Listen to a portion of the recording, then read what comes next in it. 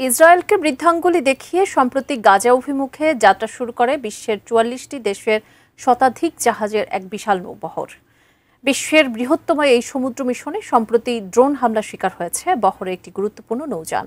তবে আশ্চর্যের বিষয় হলো, এমন হামলার পরও অভিযাত্রীরা ভয়ে যাত্রা সমাপ্ত কিংবা পথ পরিবর্তন না করে উল্টো বীর দর্পে এগিয়ে চলছেন গাজা অভিমুখে, যা দেখে বিস্মিত হয়েছে বিশ্ববাসী। এ নিয়ে আরও জানাচ্ছেন পলাশ খান। ইসরায়েলের রক্তচক্ষু উপেক্ষা করে ইউরোপ থেকে গাজা অভিমুখে যাত্রা শুরু করেছিল শতাধিক জাহাজের বিশাল নৌবহর গ্লোবাল সুমুদ ফ্লোটিলা। এই ঐতিহাসিক সমুদ্র যাত্রায় অংশ নিয়েছে বিশ্বের ৬টি মহাদেশ।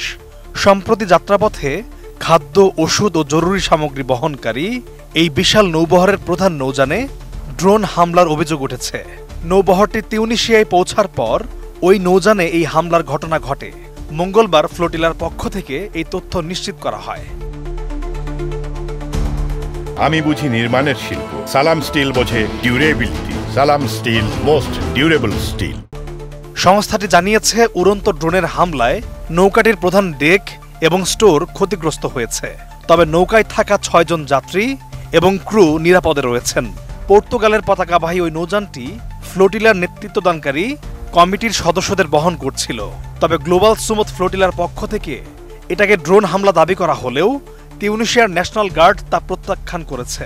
তারা জানিয়েছে, ফ্লোটিলার নৌবহরে হামলা চালানোর বিষয়ে কোনো সত্যতা নেই। তাদের মতে, নৌকাটির ভেতর থেকে বিস্ফোরণের ঘটনা ঘটেছে।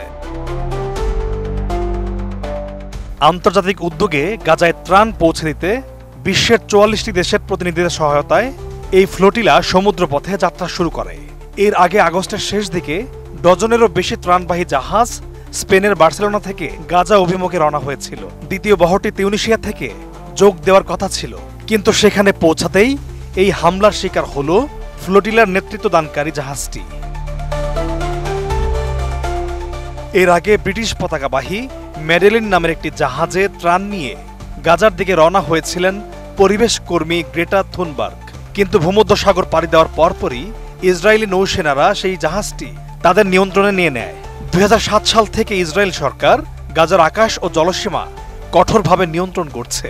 ২০০১ সালে ইয়াসির আরাফাত আন্তর্জাতিক বিমানবন্দর ইসরায়েলের বোমাবর্ষণে ধ্বংস হয়ে গিয়েছিল। পলাশ খান, এটিএন নিউজ।